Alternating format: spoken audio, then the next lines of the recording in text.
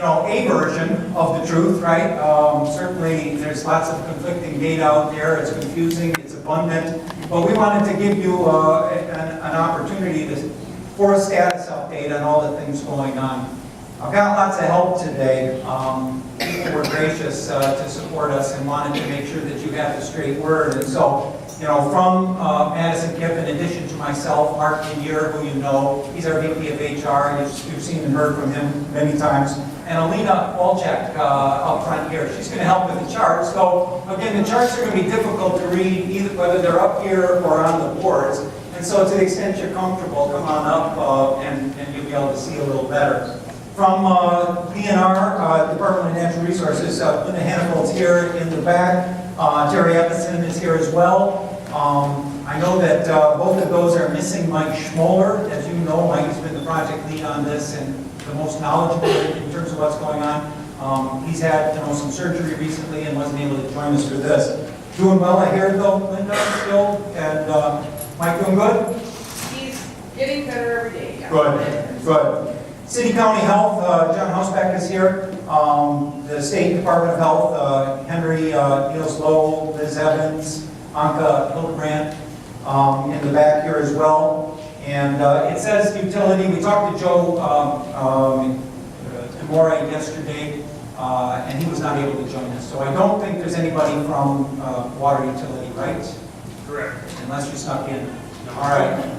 But the folks here all assembled to make sure that you've got, an update, you've got a clear understanding of what's going on in your neighborhood, and I sure appreciate that folks were able to come and support.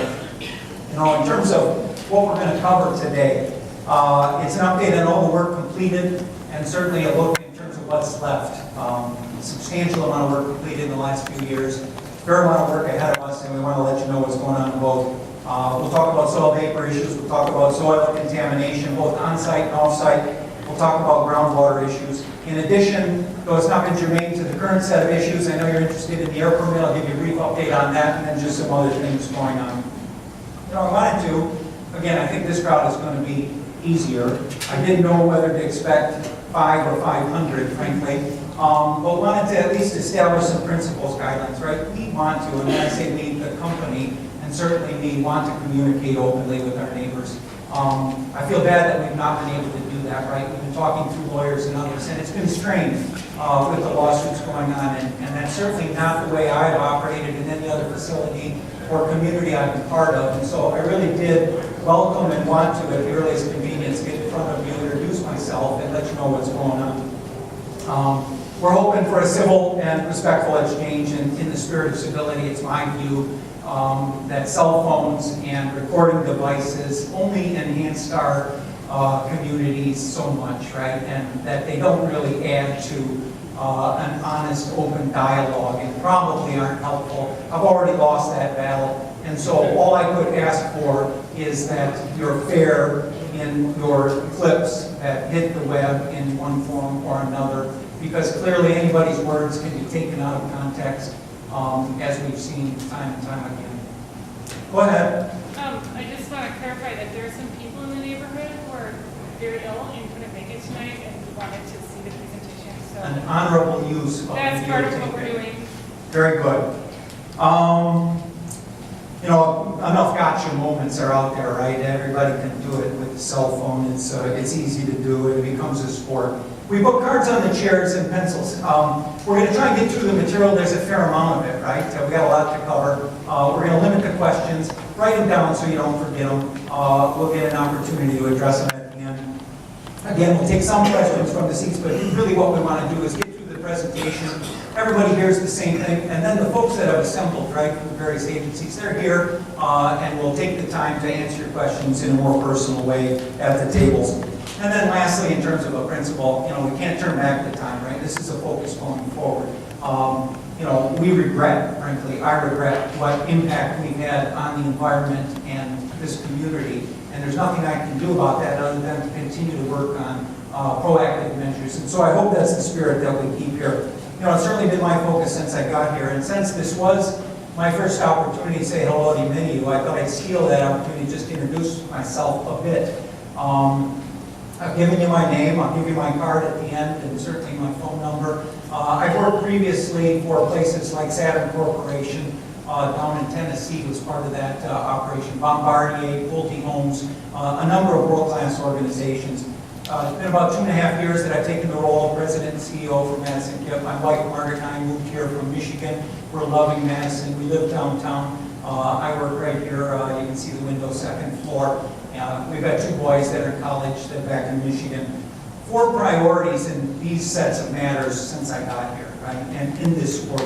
1, to make sure I understood the short-term health risks to our employees and to our neighbors, and to make sure those were managed properly. Secondly, to resolve the disputes that we had with our neighbors, the class actions, right? Over 80 of us were in disputes, speaking through our lawyers, and we've settled those, I think, fairly equitably to make sure that those of you who had a claim relative to property damage, that we took care of that in a proper way.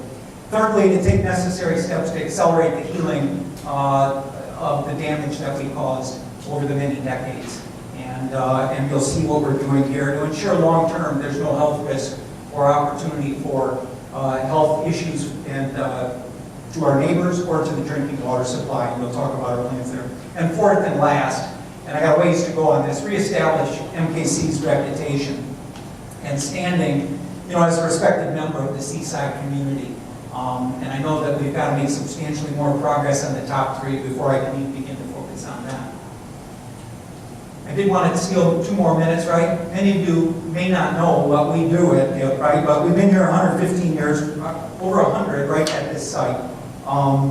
We precision machine aluminum die casting for the automotive industry as well as motorcycle and lawn and garden. The certifications up there just speak to the fact that we have quality systems. We are a company in control. Our quality systems, and it will never be a bragging point for anybody in this room, but frankly, we are proud of the fact that one of the best die casting companies in the world is in Madison, and it's right over here. Our customers love us for that. We have certified environmental systems, and what that simply says is third party has come in and said, you guys are in control. You've got a plan, you execute your plan, and you're doing the right things. Despite what some would write, right, we have good people, good jobs, good wages and benefits. People like working at the Kipp, they always have. We've got over 25 folks with 40 years or more of seniority. And people come there, they enjoy it, we treat them well, we talk to them frankly like we're talking to you now. The place is full of good people. And we want to be a good neighbor, lastly. It's not just important that we're an important part of Madison's past, but we want to make sure we're an important part of Madison's future as well. So we're going to work hard on that. One last clarification, and then we'll get into the issues you really came to talk about, right? If you Google aluminum smelter, right, it could be scary in the context of potential pollutants, right? We are not an aluminum smelter. We do not produce primary aluminum. We don't produce secondary aluminum, really. Secondary aluminum would collect scrap of all sorts from all over and remelt it. So in these facilities, there is no scrap shredding, there's no thermal chip drying, there's no decoding, there's no converting pop cans and so on to aluminum again, right? And all of that processing is done by others, and there are bigger environmental impacts that they're dealing with responsibly. We tend to remelt secondary aluminum, and the vast majority of what we buy comes in like this. So we're basically a remelter. We use natural gas furnaces to remelt this. These sows, as they're called, come in slightly off the recipe that our customers require. And so we do add some alloys, some copper, some nickel, some silicon to bring it to the recipe. But again, as you would think about who we are, we're not a primary or secondary aluminum producer. What are the contaminants and where did they come from, right? So in frank speak, we're talking principally about PCE and PCB. The long names are there. I'm no expert. I've got a room full of experts here that are going to try and keep me out of trouble. I've asked them to interrupt me if I say something wrong, right? Because we want to speak the truth. But we're going to try and take them each in turn. The PCE was commonly used, right? Still around, been around forever. Commonly used in cleaning and degreasing, right? And we used it in vapor degreasing equipment, as well as to just clean generally our equipment. it was an effective product because it evaporated easily. And so you would fill a bath with this stuff, you would dangle the parts over it essentially in these vapor degreasers. It would evaporate, that vapor would then condense on the parts and take away the dirt and soil that was there. We would also vent it outside, right? And not knowing that much of it, some of it in the coal would condense, hit the ground, and so it would accumulate. And again, over 50 years of its use, in what we thought safely and to the manner of the day, that's how much of it got outside and into the ground. We also stored it and handled it outside, and though Kipp has always been a responsible company, and I'll debate that with you folks based on the review of the records that I have, there are incidental spills associated with that, right? And so certainly incidental spilling during the storing, the movement of this material would be part of how it got into the earth. On the PCBs, and again, PCBs are used today in dry cleans, right? We stopped using them more than 25 years ago. PCB was commonly used in hydraulic fluids and in transformers, right? When it was brought to market in the 20s, it was the miracle thing because of its thermal and insulating properties. We run hot machines, and so having PCB in our hydraulic fluid made sense. In fact, people pay big money to buy hydraulic fluids with these substances. Again, we didn't know they were bad. They were banned in '79, and they were likely introduced into the environment through leaks in our system. We had a trench down the middle of our plant, and it wasn't intended to collect fluids, right? It was intended to house the pipes that ran from the various machines. But undoubtedly, through the leaks over the 50 years, it would have accumulated there, and we'll show you that that's what some of our hot spots are. So those two things happen for sure. And then in addition, both those contaminants, as they were collected as quote waste oils, we would use them, as was common in the day and is still common, to suppress the dust by spreading it over our dirt parking lots, which were dirt until about late 70s as well. In fact, there are memos, right, that the neighbors were asking for. Take care of your dust, right? And again, oiling of those parking lots would have been the thing to do. Still done. Of course, the oils used today don't have PCBs in them, right? But they did then along with PCB.